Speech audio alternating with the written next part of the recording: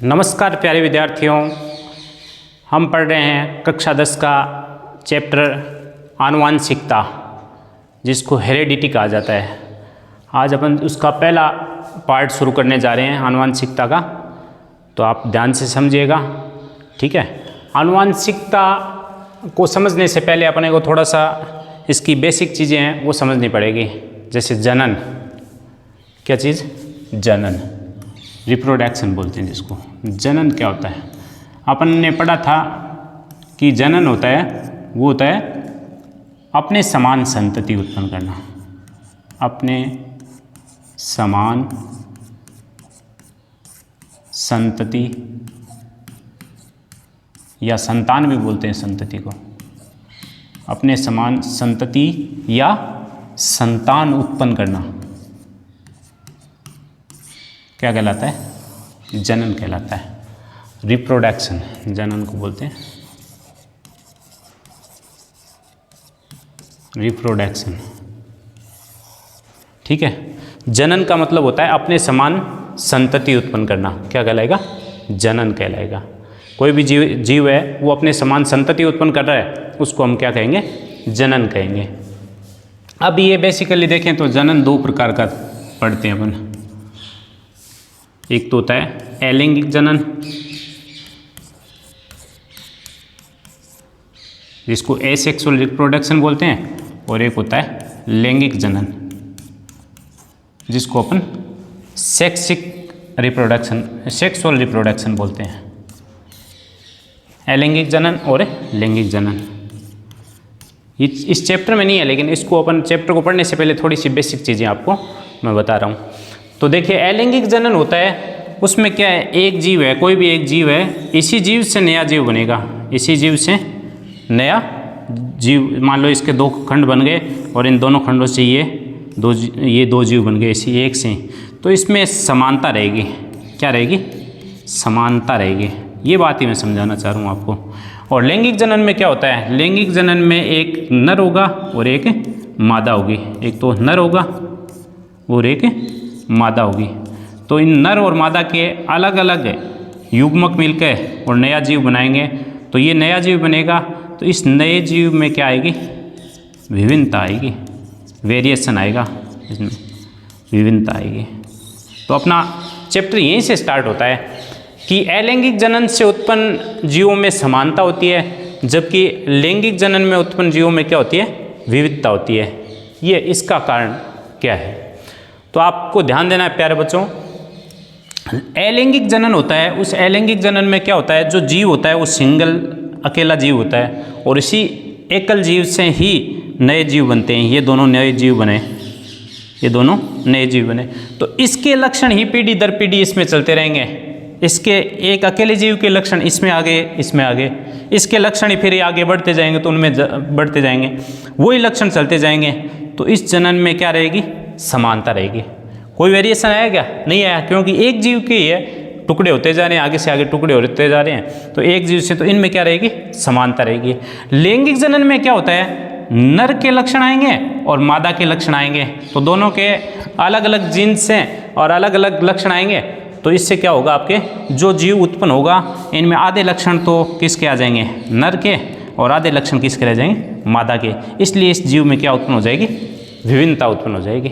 अब आपसे मेरा ये क्वेश्चन है कि कौन सा जीव ज़्यादा बेस्ट है, अलैंगिक जनन वाला या फिर लैंगिक जनन वाला? तो यहाँ पे अपना अगला प्रश्न क्या बनता है? एक बात तो समझ गए आप कि अलैंगिक जनन से समानता होती है और लैंगिक जनन से उत्पन्न जीवों में विविधता होती है। इसका कारण बता दिया मैंने कि अलैंगिक जनन होता है, उसमें एक ही जीव से आगे पीढ़ी दर पीढ़ी नए जीव बनते जाते हैं, तो इसलिए उनमें क्या पाई जाती है? समानता पाई जाती है। और लैंगिक जनन होता है, उसमें आधे लक्षण नर के आते हैं, आधे लक्षण मादा के आते हैं, जिससे जो उत्पन्न होने वाली संतान है उनमें क्या उत्पन्न होती है? विविधता। अब मेरा अगला क्वेश्चन आपसे ये है कि अलैंगिक जनन से जो उत्पन्न जीव है उनमें समानता होती है और लैंगिक जनन से उत्पन्न जीवों में विभिन्नता होती है। कौन सा बेस्ट है? बेस्ट कौन सा है इसमें से? कौन सा बढ़िया हो सकता है? विविधता अच्छी होती है या समानता अच्छी होती है? तो अपना ये प्रश्न बनता है कि अलैंगिक जनन है, उसमें उत्पन्न जीवों में जो विविधता है वो ज़्यादा बेस्ट होगी। इसका कारण क्या है? इसका कारण ये है कि मान लो ये जीव है, ये जो जीव है अलैंगिक जनन वाले, कौन से जीव? अलैंगिक जनन वाले। अलैंगिक जनन वाले जीव है वो जीव आपके वातावरण में जाएंगे। कहाँ जाएंगे? वातावरण में। वातावरण में जाएंगे तो वातावरण में रहने के लिए उनको संघर्ष करना पड़ेगा। क्या करना पड़ेगा? डार्विन ने सिद्धांत दिया था, डार्विन ने अपना सिद्धांत दिया था ना, उसमें बताया कि अगर अपने को अपना अस्तित्व बनाए रखना है तो संघर्ष करना पड़ेगा। तो इनमें विविधता उत्पन्न होगी तो वो संघर्ष से कर पाएंगे और अपने आप को उस वातावरण के अनुकूल क्या कर लेंगे? ढाल लेंगे। वातावरण के अनुकूल अपने आप को ढाल लेंगे। तो ये वातावरण के अनुकूल अपने आप को क्या कर लेंगे? संघर्ष करेंगे और वातावरण के अनुकूल ढाल लेंगे अपने आप को। वातावरण के अनुकूल अपने आप को ढाल लेंगे ताकि इनका जीवन बना रहेगा, जीवन बना रहेगा। समझ गए? अलैंगिक जनन से उत्पन्न जो जीव है जिसमें क्या होती है? विभिन्नता होती है। इस विभिन्नता के कारण ये जीव क्या करते हैं? वातावरण में संघर्ष करते हैं और वातावरण में अपने अस्तित्व को बनाए रखने के लिए वातावरण के अनुकूल अपने शरीर को क्या कर लेते हैं? ढाल लेते हैं और अपने जीवन को क्या करते हैं? बनाए रखते हैं। और अलैंगिक जनन से जो समान उत्पन्न होती है उनमें तो वही लक्षण जा रहे हैं। मान लो किसी कारणवश वो उनका वंश खत्म हो गया तो वो आगे वंश बढ़ ही नहीं पाएगा क्योंकि वेरिएशन ही नहीं है, उनमें विविधता ही नहीं है। तो प्यारे विद्यार्थियों, ये आपका प्रश्न पहला कि लैंगिक जनन में उत्पन्न जीवों में विभिन्नता होती है, अलैंगिक जनन जीवों में उत्पन्न समानता होती है। और फिर दूसरा प्रश्न यही अपना बन गया कि अलैंगिक जनन से जो उत्पन्न जीव है वो ज़्यादा जीवित रह पाते हैं या वो ज़्यादा अच्छा होता है, या लैंगिक जनन वाले जो जीव है वो ज़्यादा लंबे जी पाते हैं या उनका ज़्यादा अच्छा रहता है। तो वो भी मैंने बता दिया। अब अगली बात आती है अपने, वो देखो आनुवंशिकता। जो ये चैप्टर का नाम है आनुवंशिकता, उसके बारे में अपन समझेंगे। आनुवंशिकता जिसको हम बोलते हैं हेरिडिटी। हेरिडिटी, आनुवंशिकता को क्या बोलते हैं? हेरिडिटी। आनुवंशिकता क्या होती है? देखो, आनुवंशिकता आप लोगों ने पढ़ा होगा। एक आप आनुवंशिकता पढ़ते हो, एक आपने पढ़ी होगी आनुवंशिकी। आनुवंशिकी इसको बोलते हैं जेनेटिक्स। अपन जेनेटिक्स क्या बोलते हैं? जेनेटिक्स बोलते हैं। दोनों में क्या अंतर है? पढ़ा है क्या आपने? नहीं पढ़ा। देखो, आनुवंशिकता का मतलब क्या होता है? आनुवंशिकता का मतलब होता है माता पिता, माता पिता, या अपन जनक भी बोल सकते हैं इनको। क्या बोल सकते हैं इनको? जनक। माता पिता या जनक के जो लक्षण है वो संतति में आना। किस में आना? संतति में आना, यानी संतान में आना। वही क्या कहलाएगा? आपका आनुवंशिकता। समझ गए? यानी आपने सुना होगा, कई बार अपन कहते हैं कि इसका नाक है इसके मम्मी के जैसा है, या इसके होठ है इसके पापा के जैसे हैं, या इसकी आँख है, आँख की जो पुतली का रंग है इसकी दादी के ऊपर गया है। तो वो माता पिता या अपने जो जनक है वो लक्षण ही अपनी संतान में या अगली पीढ़ी में आना ही क्या कहलाता है? आनुवंशिकता कहलाता है। समझ गए? उसको क्या कहेंगे? आनुवंशिकता। आनुवंशिकी क्या होती है? जेनेटिक्स क्या होती है? तो आनुवंशिकी क्या होती है कि आनुवंशिकता यानी हेरिडिटी, विज्ञान की वह शाखा जिसका अध्ययन आनुवंशिकता का अध्ययन किया जाता है वो क्या कहलाती है? आनुवंशिकी कहलाती है। विज्ञान की वह शाखा जिसके अंदर आनुवंशिकता का अध्ययन किया जाता है, हेरिडिटी का अध्ययन किया जाता है। ठीक है, उसको ही क्या कहते हैं? अपन आनुवंशिकी कहते हैं। यानी आनुवंशिकी एक शाखा हो गई। क्या? आनुवंशिकता। आनुवंशिकी एक बहुत बड़ी है आपके, इसकी एक ब्रांच हो गई। कौन? आनुवंशिकता। ठीक है, तो ये आपके आनुवंशिकी हो गई और ये आनुवंशिकता। समझ गए परिभाषा? इसमें माता पिता या जनक के लक्षण है, संतति में आना ही क्या कहलाता है? आनुवंशिकता। और आनुवंशिकी है वो क्या होती है? आनुवंशिकी होती है विज्ञान की वह शाखा जिसमें आनुवंशिकता का अध्ययन किया जाता है, जेनेटिक हेरिडिटी का अध्ययन किया जाता है, उसको हम क्या कहते हैं? आनुवंशिकी कहा जाता है। ठीक है, अब आनुवांशिकी में एक वैज्ञानिक हुए थे जिसको मेंडल बोलते हैं। क्या बोलते हैं? मेंडल, जिनका पूरा नाम है Gregor John Mendel. Gregor John Mendel, इनका पूरा नाम है ग्रेगर जॉन मेंडल। ठीक है, इन्होंने इस पे प्रयोग किए थे, इसलिए इसको आनुवांशिक का पिता कहा जाता है। आनुवांशिकी का पिता कहा जाता है। इंग्लिश में अपन देखें तो father of genetics. Father of genetics. यहाँ पे आपका एक प्रश्न बन गया कि आनुवांशिकता का पिता या जनक बोल दो आप, पिता या जनक। आनुवांशिकी का जनक या आनुवांशिकी का पिता या फादर ऑफ जेनेटिक्स कौन है? तो ग्रेगर जॉन मेंडल। समझ गए बात को? तो यहाँ आपके एक छोटे छोटे क्वेश्चन आपको तैयार करने हैं, उनसे आपके बड़े क्वेश्चन अपने आप तैयार हो जाएंगे। आनुवांशिकता पढ़ लिया, माता जनक या माता पिता के लक्षण संतान में संतति में आना ही क्या कहलाता है? आनुवांशिकता। फिर आनुवांशिकी क्या होता है? तो आनुवांशिकी क्या होती है? आनुवांशिकता का अध्ययन विज्ञान की जिस शाखा में किया जाता है उसको कहा जाता है आनुवांशिकी। आनुवांशिकी पे प्रयोग किया था एक बहुत बड़ा वैज्ञानिक हुआ मेंडल, जिसका पूरा नाम था ग्रेगर जॉन मेंडल। इस ग्रेगर जॉन मेंडल ने इस आनुवांशिकी पे बहुत प्रयोग किए, वो अपन पढ़ेंगे आगे। और इसने महत्वपूर्ण कार्य किए, इसलिए इसको आनुवांशिकी का क्या कहा जाता है? पिता या जनक कहा जाता है, फादर ऑफ जेनेटिक्स कहा जाता है। अब क्या हुआ था वो देखते हैं अपन।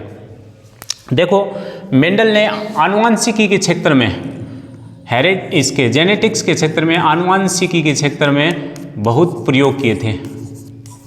आनुवांशिकी के क्षेत्र में मेंडल ने क्या किए थे? बहुत प्रयोग किए थे मेंडल साहब ने बहुत प्रयोग किए थे। इसने एक पौधा चुना था मटर का, प्रयोग करने के लिए एक पौधा चुना मटर का, जो कि उद्यान मटर है। उद्यान मटर का मतलब गार्डन पीस है। उद्यान मटर पे प्रयोग किया, जिसका वैज्ञानिक नाम होता है, इसका वैज्ञानिक नाम, साइंटिफिक नेम या बोटेनिकल नेम वो देखें तो इसका होता है पाइसम सेटाइवम। पाइसम सेटाइवम, ये इसका वैज्ञानिक नाम होता है। ठीक है, इस वैज्ञानिक नाम को इटैलिक पद्धति में लिखा जाता है। इटैलिक यहाँ नहीं लिख सकते अपन, तो वैज्ञानिक नाम लिखने के बाद में उसके नीचे अंडरलाइन करना बहुत ज़रूरी है, ये ध्यान रखना आपको। वैज्ञानिक नाम लिखते समय उनके नीचे क्या लिखना है? अंडरलाइन करना जरूरी है। ये वैज्ञानिक नाम में पहला जो अक्षर होता है वो वंश को दर्शाता है। किसको? वंश को। और दूसरा जो अक्षर है वो जाति को रिप्रेजेंट करता है, जाति को दर्शाता है। ठीक है, ये बात ध्यान रखनी है। तो आनुवांशिकी पे बहुत बढ़िया कार्य किया, बहुत अच्छा प्रयोग किया मेंडल ने। और मेंडल ने जो पौधा चुना था वो कौन सा चुना था? उद्यान मटर। और उसका वैज्ञानिक नाम, उस उद्यान मटर का वैज्ञानिक नाम पूछ लेते हैं, एक नंबर का क्वेश्चन अपने। वैज्ञानिक नाम क्या है? तो इस उद्यान मटर का जो वैज्ञानिक नाम है वो क्या है? Pisum sativum. पाइसम सेटाइवम, ये याद रखना है आपको। अब आपके दिमाग में क्वेश्चन आया होगा कि पौधे तो और खूब थे, खूब सारे पौधे हैं, ठीक है, लेकिन मेंडल ने मटर का पौधा ही क्यों चुना? ये क्वेश्चन पूछ लेते हैं आपके कि मेंडल ने मटर का पौधा ही क्यों चुना? इसके दिमाग में और कोई पौधे नहीं आया क्या?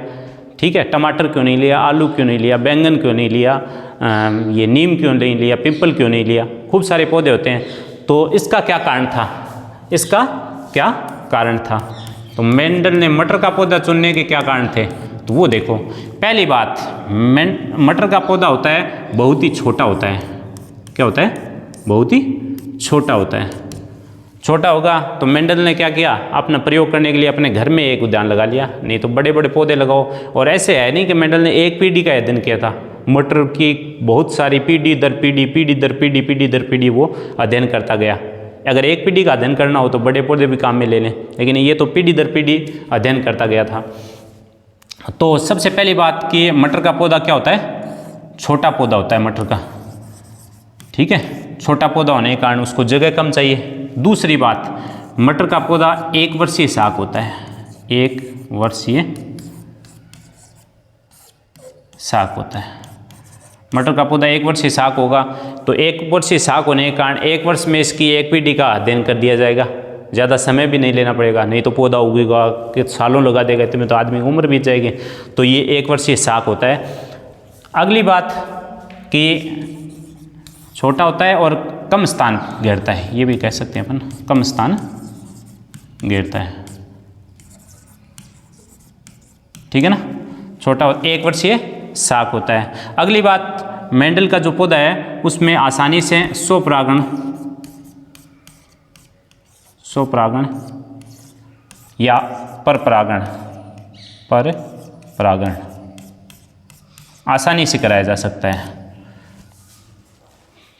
समझे आप कि इसमें स्वपरागण और परपरागण आसानी से कराया जा सकता है। तो इन कई बातों को देखते हुए मेंडल ने ये देखा कि मटर का पौधा ही अपने लायक रहेगा, तो इसका पीढ़ी दर पीढ़ी अपन बहुत जल्दी तो इनका रिजल्ट आ जाता है। 1 वर्ष में इसके जितने भी जो लक्षण पर अपने को पढ़ने होते हैं वो जगह कम घेरेगा, कम स्थान घेरेगा, जिससे अपने आराम से अपने घर के अंदर ही काम में कर लेगा। इसके अंदर स्वपरागण भी कराया जा सकता है, परपरागण भी आसानी से कराया जा सकता है। इसलिए मेंडल ने क्या किया, मटर का पौधा चुन लिया, ठीक है। तो ये आपके यहाँ तक क्वेश्चन समझ में आ गया होगा। अब मटर का पौधा चुनने के लिए इसने मटर के पौधे के अंदर 34 जोड़ी विपर्यस लक्षण लिए थे। कितने जोड़ी? 34 जोड़ी। कुल इसने लिए थे 34 जोड़ी, कुल 34 जोड़ी विपर्यस लक्षण लिए थे,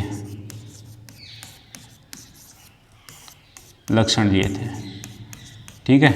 उनमें से अपन जो पढ़ते हैं अपनी बुक में वो है 7 जोड़ी विपर्यासी लक्षण है, 7 जोड़ी विपर्यासी लक्षण है, ठीक है। ये विपर्यासी शब्द है, इसका मतलब हो गया, इसका अपन ऐसे देख सकते हैं विपरीत से, विपरीत लक्षण। जैसे दिन का विपरीत रात होता है, छोटे का बड़ा होता है, लंबे का बोना होता है, वैसे ही इसने विपरीत लक्षण लिए थे। जैसे लंबा पौधा लिया तो उसके साथ बोना पौधा, पीले फूल लिए उसके साथ हरे, बीज गोल लिए तो झुर्रीदार बीज, ऐसे। तो विपरीत लक्षण से आप समझ सकते हो विपर्यासी का मतलब। अब आपके क्वेश्चन में पेपर में क्वेश्चन पूछ लिया आपसे कि मेंडल ने कितने जोड़ी विपर्यासी लक्षणों पर अध्ययन किया, ऑप्शन में आपको अलग अलग दे दे तो 7 जोड़ी, और अगर जोड़ी में नहीं दे वैसे दे आपको तो आप बोलोगे 14। कितने? 14 किस्म।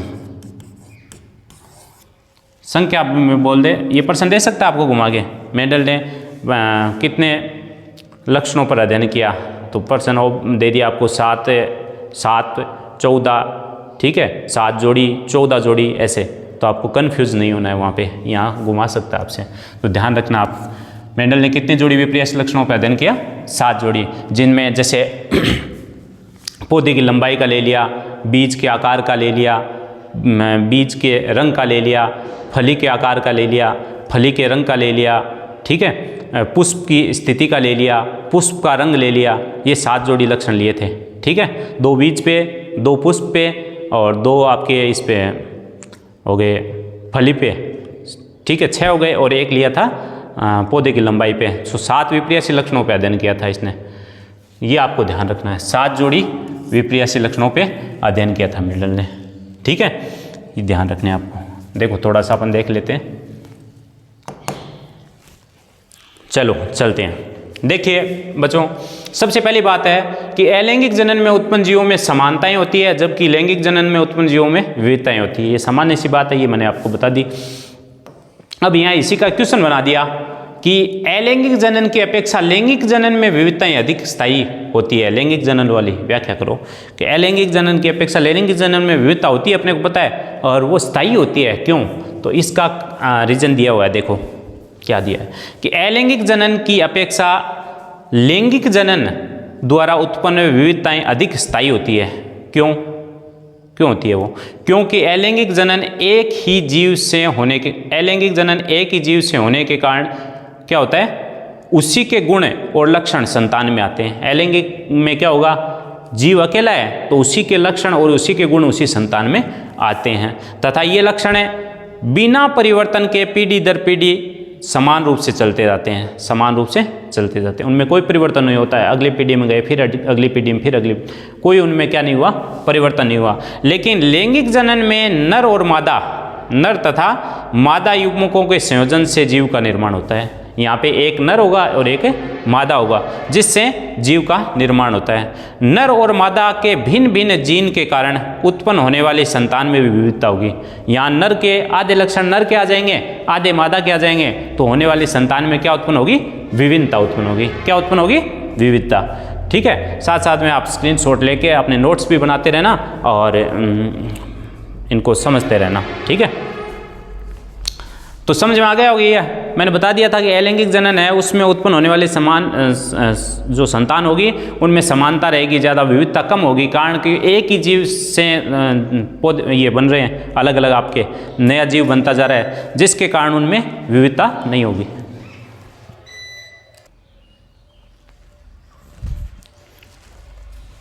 तो इनमें विविधता होती है। ठीक है, समझ में आया होगा आपको दोनों में, अलैंगिक जनन और लैंगिक जनन। अलैंगिक जनन में ज़्यादा विविधता कम होती है और लैंगिक जनन में ज़्यादा होती है, इसका कारण भी बता दिया। उसके बाद में देखो, ऐसा माना जाता है कि जीव की उत्पत्ति है वो अफ्रीका महाद्वीप से हुई थी। एक नंबर का छोटा सा क्वेश्चन ध्यान रख लेना कि जीव की उत्पत्ति कहाँ से मानी जाती है, अफ्रीका से मानी जाती है, और फिर धीरे धीरे पूरे संसार में क्या हो गए, फैल गए। उनकी रंग, त्वचा, कद, आकार आदि में परिवर्तन आता गया। अपन देखते हैं ना कि अफ्रीका के लोग अलग रंग के होते हैं, उसके बाद में अपने आयरलैंड के अलग होते हैं, भारत के अलग होते हैं, इंग्लैंड के अलग होते हैं, वेस्ट इंडीज़ के आपको पता ही है अलग होते हैं। तो ये उनमें अंतर आता जाता है बाद में। फिर विभिन्नताओं से उत्पन्न होने वाली स्पीसीज का अस्तित्व किस प्रकार से पाया जाता है, तो ज़्यादा विभिन्नताएँ होगी। अभी ये क्वेश्चन भी बताया था, विविधताएं ज़्यादा होगी तो उसका अस्तित्व किस प्रकार से बना रहेगा। मैंने आपको बताया था कि जिन जीवों में ज़्यादा विविधता होगी वो जीव है वातावरण के प्रति अपने शरीर को क्या बना लेंगे, अनुकूल बना लेंगे, उनमें संघर्ष करने की शक्ति आ जाएगी, उनका अस्तित्व बना रहेगा। और जिनमें विविधताएं कम होगी वो वातावरण के प्रति अनुकूल नहीं हो पाएंगे, ढाल नहीं पाएंगे। किसी कारणवश मान लो किसी कारण से उनमें कोई रोग उत्पन्न हो गया और वो सारी की सारी किस्म है, सारी की सारी वंश है वो खत्म हो जाता है। ठीक है, तो उनका अस्तित्व नहीं बचता। तो ये क्वेश्चन है, कहता है कि विविधताओं से उत्पन्न होने वाली स्पीसीज का अस्तित्व किस प्रकार से बढ़ जाता है। जिन जीवों में विविधताएं पाई जाती है उनका अस्तित्व है, तो उनका देखो विविधताओं से उत्पन्न होने वाली जो स्पीसीज का मतलब जाति का अस्तित्व बढ़ जाता है, कारण कि विविधताओं से जंतुओं और पादपों में लाभदायक परिवर्तन होते हैं, और ये विविधताएं जंतुओं को बदले हुए वातावरण के प्रति अनुकूलित करती है, उनको बदले हुए वातावरण के प्रति क्या करती है, अनुकूलित करती है, जिससे वो जीवित रह पाते हैं। विविधताएं जंतु का अस्तित्व के साथ संघर्ष को बेहतर बनाती है, वो वातावरण के प्रति अच्छा संघर्ष करते हैं, अतः विविधताएं जैव विकास का आधार है। इतनी बात हो गई। उसके बाद में चलते हैं आनुवंशिकता। ये भी मैंने बता दिया आपको कि जनक जीवों से, जनक का मतलब माता पिता, जनक जीवों से उनके गुणों और लक्षणों का, उनके जो गुण है या लक्षण है वो संतान में या संतति में स्थानांतरित होते हैं। इसको क्या कहते हैं हम, आनुवंशिकता, हेरिडिटी कहते हैं। और आनुवंशिकता इस बात का निर्धारण करती है किस प्रकार विभिन्न प्रकार के लक्षण विश्वसनीय होते हैं। ठीक है, ये आपके वंशागत लक्षण पढ़ लिए अपने, वंशागति। Gregor John Mendel, Gregor John Mendel है 1922 में इनका जन्म हुआ था, और इन्होंने कौन सा पौधा लिया था, उद्यान मटर। कौन सा पौधा काम में लिया था ग्रेगर जॉन मेंडल ने, उद्यान मटर, जिसको पाइसम सटाइवम कहा जाता है। इसका बोटेनिकल नेम, वैज्ञानिक नाम क्या होता है, पाइसम सटाइवम होता है। और मटर पर प्रयोग करके उन्होंने आनुवंशिकता के लक्षणों की वंशागति के नियम दिए थे। इसने वंशागति के नियम दिए थे जो अपन आगे पढ़ेंगे। वो नियम देने के कारण इसको आनुवंशिकता का क्या कहा जाता है, जनक कहा जाता है, फादर ऑफ जेनेटिक्स कहा जाता है। ठीक है, कुल मेंडल ने कितने जोड़ी विप्रियसी, कुल 34 जोड़ी विप्रियसी लक्षण लिए थे। उनमें से अध्ययन कितने जोड़ी का किया था इसने, 7 जोड़ी का, जो अपने अपनी क्लास में पढ़ते हैं, आपसे प्रश्न भी पूछ सकता है। ठीक है ना, जिसमें से 2 बीज का है, 2 फली का है, 2 पुष्प का है और 1 पादप की लंबाई की है। 7 जोड़ी हो गए। जैसे गोल और झुरीदार बीज, लंबे और बौने पौधे, सफ़ेद बैंगनी फूल, पीले और हरे बीज, ये तो ये आपका ये भाग पूरा हो गया। अब अगला देखते हैं अपना मेंडल के प्रयोग से संबंधित कुछ शब्दावली है। मेंडल के प्रयोग से संबंधित कुछ शब्दावली है, तो वो देखते हैं अपन। सबसे पहले उसमें आता है आपका कारक, नंबर 1 पे आता है कारक। ये शब्दावली आप लोगों को अच्छे से पढ़नी है, अच्छे से समझनी है। क्यों? क्योंकि ये समझ में आएगी तभी आगे आप चैप्टर समझ पाओगे, नहीं तो आपको पता ही नहीं चलेगा ये कारक क्या होता है, F1PD क्या होती है, F2PD क्या होती है, समयुग्मजी क्या होता है, विषमयुग्मजी क्या होता है। तो अपने को सबसे पहले ये पढ़ना है कारक। देखो कारक क्या होता है, मेंडल के समय में जीन की खोज नहीं हुई थी। किसकी खोज नहीं हुई थी? जीन की खोज नहीं हुई थी।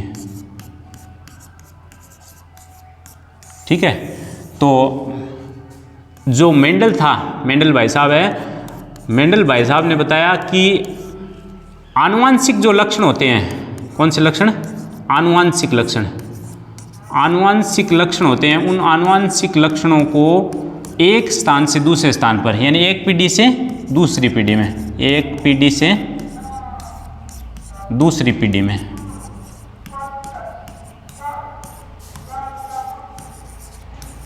ले जाने का काम कौन करते हैं? कारक करते हैं। क्योंकि जीन की खोज उस समय नहीं हुई थी जब मेंडल ने ये अपने प्रयोग किए थे, ये अपने नियम दिए थे, उस टाइम जीन की खोज नहीं हुई थी। तो उनको कुछ न कुछ तो नाम दे वो, तो मेंडल ने उनको क्या नाम दिया था? कारक नाम दिया था। बाद में जीन की खोज हुई, जोहानसन ने की थी, एक वैज्ञानिक था जोहानसन।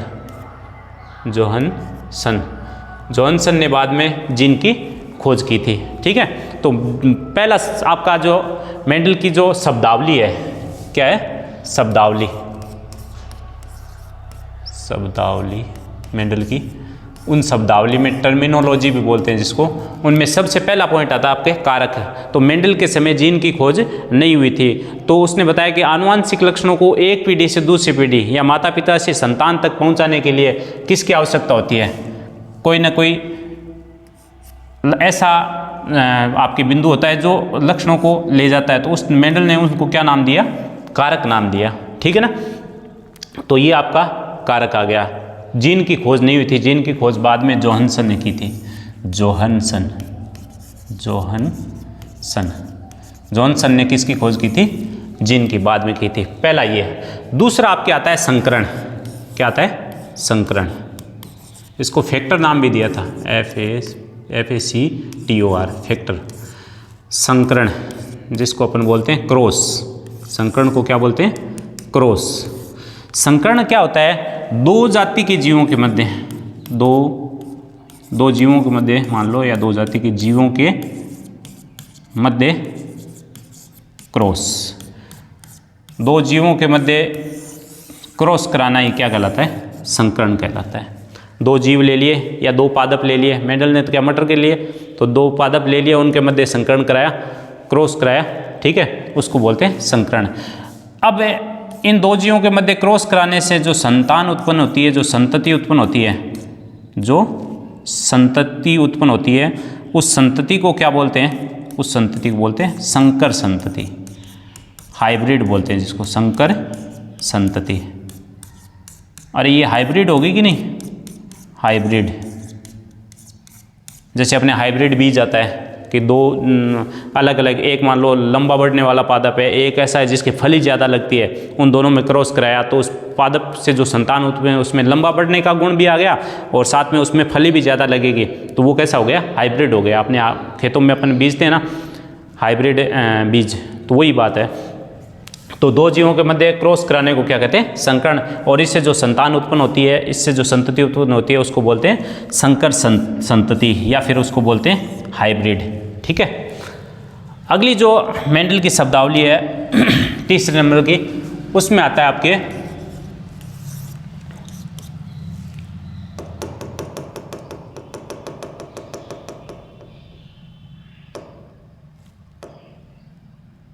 F1PD।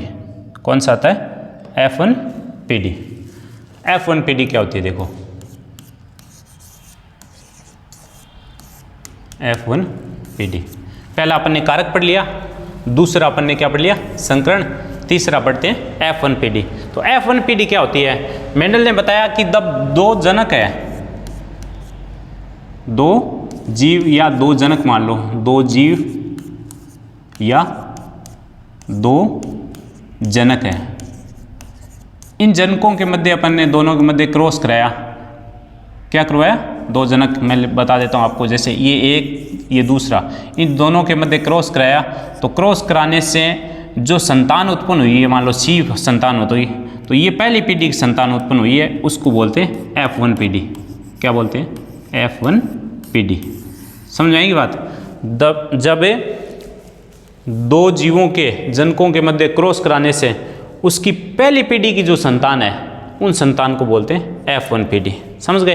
ये शब्द है वो आपको आगे काम आएंगे जगह जगह पे, इसलिए आपको ध्यान रखने हैं। जब दो जाति के जीवों के मध्य क्रॉस कराया जाता है तो उनकी जो पहली संतान है या पहली पीढ़ी है उसको बोलते हैं हम F1PD। समझ में आ गया? अगली शब्दावली पे चलते हैं अपन। चौथा है आपका लक्षण प्रारूप अनुपात। लक्षण प्रारूप अनुपात,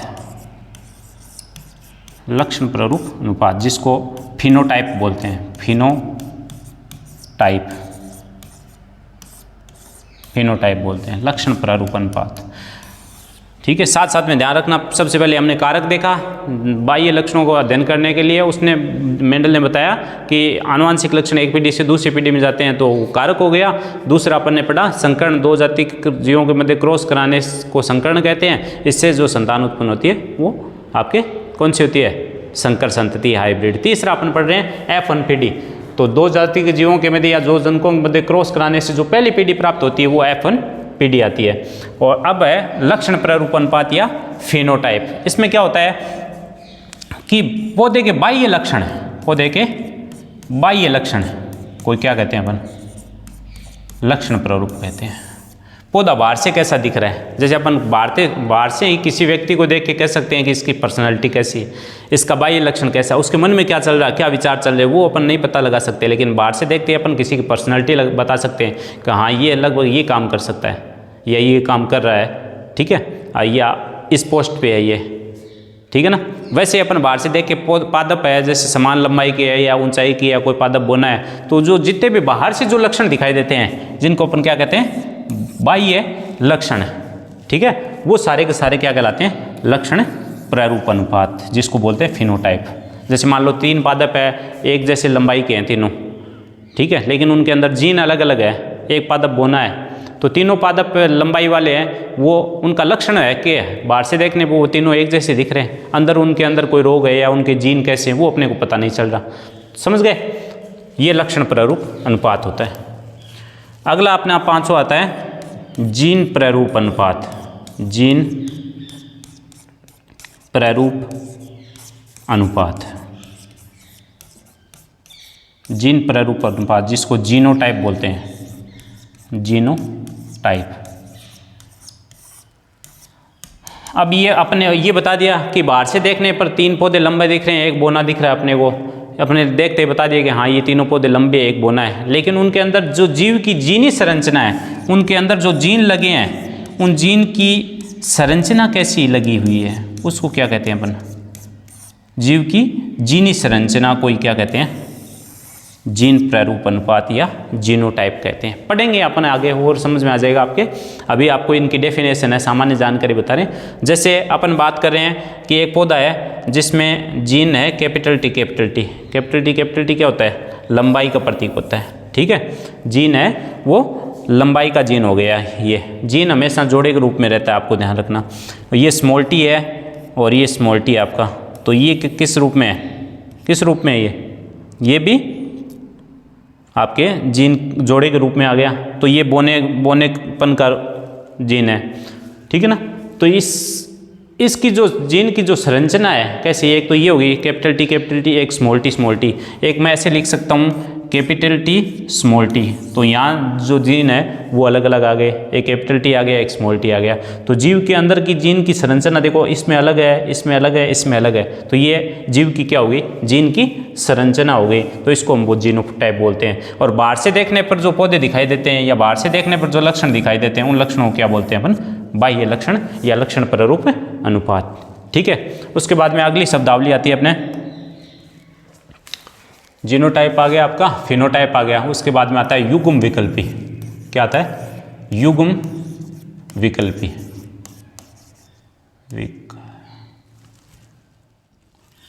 युग्म विकल्पी जिसको एलील भी बोलते हैं। एलील, कई किताबों में ऐसे एलील ऐसे भी लिखा होता है, एलील। ठीक है, युग्म विकल्पी या एलील क्या होता है? एक ही लक्षण को, एक ही लक्षण को प्रकट करने वाले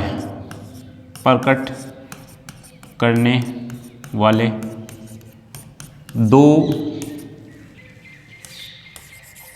विपर्यासी स्वरूप को,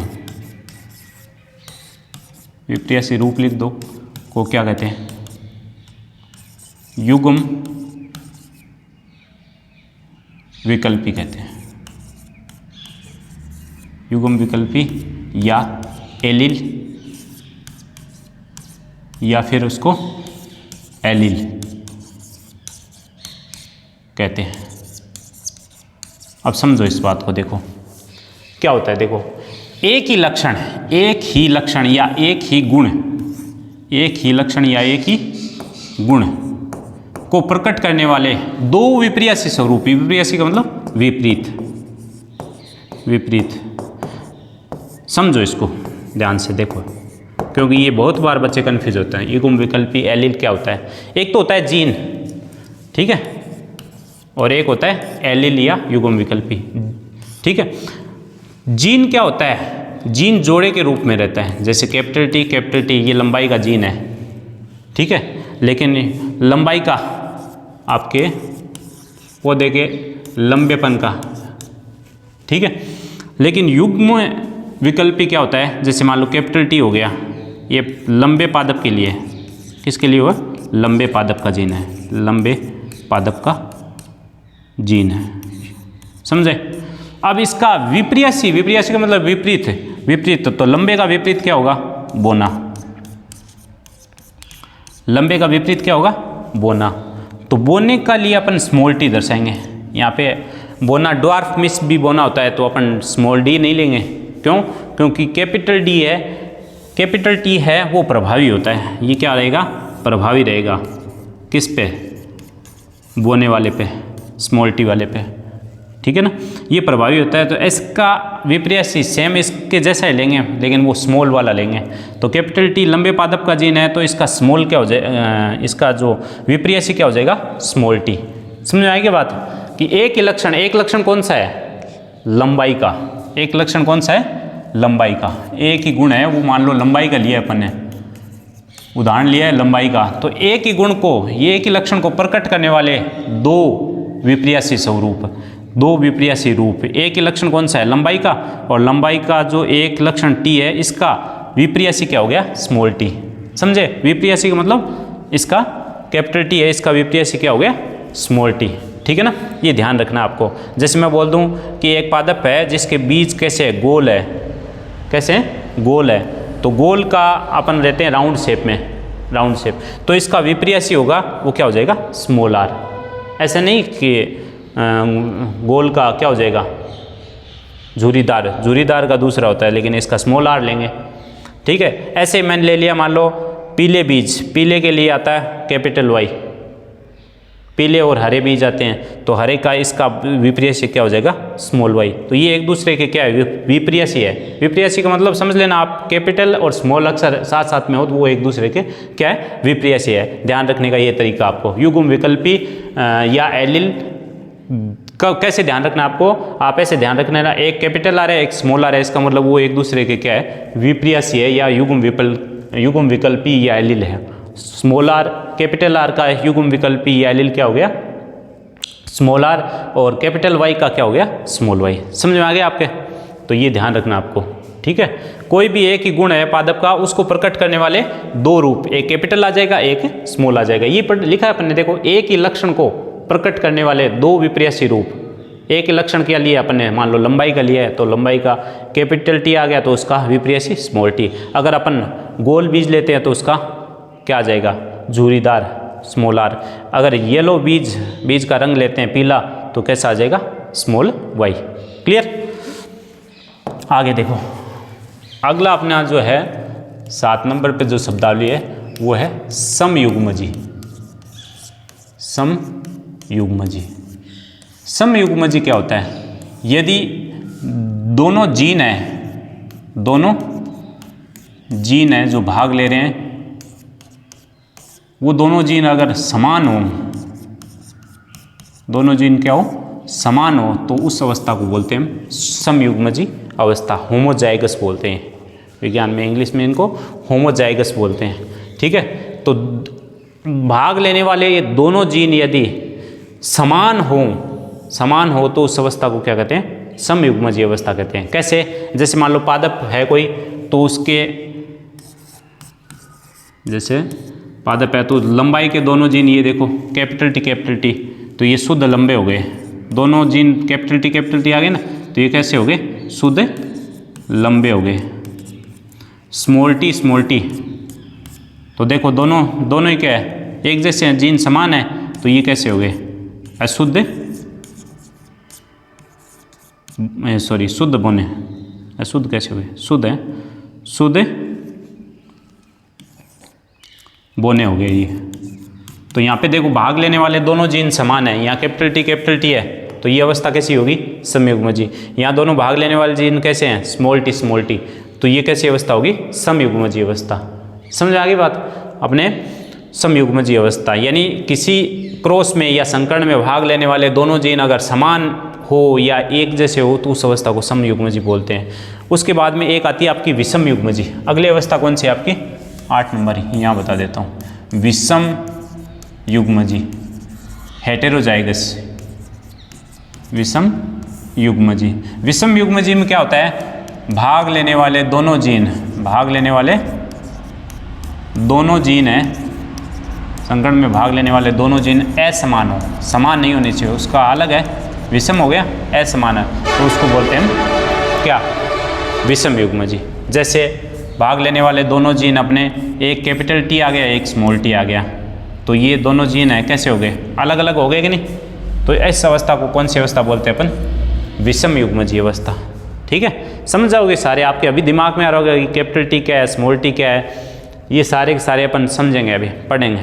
ठीक है, अभी तो आपको ये टर्मिनोलॉजी मैंने बताई है वो ध्यान में रखनी है आपको।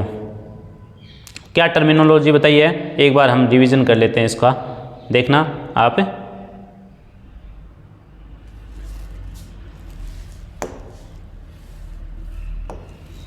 जो परिभाषाएं पढ़ी है उसको अपन देख लेते हैं। देखो, सबसे पहला है कारक। सबसे पहला क्या है, कारक। मेंडल के समय गुणसूत्र और जीन की खोज नहीं हुई थी। मेंडल के समय मैंने बताया न तो गुणसूत्र की खोज हुई थी न जीन की खोज हुई थी। तो अतः मेंडल ने इन लक्षणों को नियंत्रित करने की रचना को क्या नाम दिया, जीन के स्थान पर कारक नाम दिया, फैक्टर नाम दिया। जीन की खोज ही नहीं हुई तो उसको रिप्रेजेंट वाला कोई न कोई तो पदार्थ होगा, तो उसको क्या नाम दिया, कारक। पहली डेफिनेशन आपकी। दूसरी आपकी डेफिनेशन आती है संकरण। क्या आती है, संकरण। दो जाति के जीवों के मध्य क्रॉस या निषेचन को, दो जाति के जीव हैं उनके मध्य अलग अलग निषेचन करवाया या क्रॉस कराया, तो उसको क्या कहेंगे, उससे नई संतति उत्पन्न करने की प्रक्रिया को संकरण कहते हैं। उससे जो नई संतति उत्पन्न होगी उसको क्या कहेंगे, संतति को ही संकरण कहेंगे। और यहाँ पे जो संतति उत्पन्न होती है उसको बोलते हैं संकर या हाइब्रिड। ये मैंने बताया था आपको, संतान जो उत्पन्न होगी उसको क्या कहेंगे, हाइब्रिड। उसके बाद में अगली आती है अपने F1 पीढ़ी। दोनों जनकों के मध्य क्रॉस कराने से उत्पन्न पहली पीढ़ी, यानी दो जनक है नर और मादा, उनके मध्य क्रॉस कराया, उनकी पहली संतान पहली पीढ़ी है, वो क्या कहलाएगी, F1 पीढ़ी कहलाएगी। अगला है जीन प्रारूप। जीन प्रारूप मतलब जीव की जीनी संरचना, उसमें कैसे कैसे जीन है अंदर, वो उसकी जीनी संरचना कहलाती है। तो जीव की जीनी संरचना को क्या कहते हैं, जीन प्रारूप या जीनोटाइप। और अगला है लक्षण प्रारूप। जीव के बाहरी लक्षणों को लक्षण प्रारूप कहते हैं। बाहर से कैसा दिख रहा है, वो लंबा दिख रहा है या बोना दिख रहा है, लाल दिख रहा है, हरा दिख रहा है, पीला दिख रहा है, वो कैसा दिख रहा है बाहर से देखने पर अपने को, तो वही उसके क्या होते हैं, बाह्य लक्षण होते हैं। समझ आ गया। उसके बाद में आगे चलो, अगली है युग्म विकल्पी या एलील। किसी जीव के एक गुण क्या लिया था आपने, लंबाई का, उसको प्रकट करने वाले एक कैपिटल एक स्मॉल, एक कैपिटल एक स्मॉल, एक कैपिटल आर लिया एक स्मॉल आर लिया, कैपिटल वाई लिया स्मॉल वाई, तो वो विपरीत लक्षण हो गए, वो युग्म विकल्पी है। तो किसी जीव में एक गुण को अभिव्यक्त करने वाले जीव के दो विपर्यासी रूपों को या स्वरूपों को क्या कहते हैं, युग्म विकल्पी या एलील कहते हैं। उसके बाद में अपने पढ़ा समयुग्मजी, क्या पढ़ा, समयुग्मजी। यदि जीव के दोनों जीन समान हो, यदि जीव में भाग क्रॉस में निषेचन में भाग लेने वाले दोनों जीन समान हो तो उसे समयुग्मजी अवस्था कहते हैं, जैसे कैपिटल टी, स्मॉल टी। और एक है विषम युग्मजी अवस्था। कौन सी अवस्था है, विषम युग्मजी अवस्था। यदि जीव के दोनों जीन अलग अलग प्रकार के हो तो उससे क्या कहते हैं, विषम युग्मजी। भाग लेने वाले दोनों जीन देखो, कैपिटल टी आ गया, एक क्या आ गया, स्मॉल टी आ गया, तो ये दोनों जीन क्या हो गए, अलग अलग हो गए, इसलिए इनको क्या नाम दे दिया, आपके विषम युग्मजी अवस्था। तो आई होप बच्चों आपको यहाँ तक समझ में आया होगा, नहीं आया तो आप इसको वीडियो को 2 बार 3 बार देखिए, क्योंकि इसकी टर्मिनोलॉजी समझना ज़रूरी है, इसके ये जो शब्द है इनकी शब्दावली को समझना ज़रूरी है। उसके बाद में ये चैप्टर आपके आगे बहुत अच्छा समझ में आएगा। ठीक है, धन्यवाद।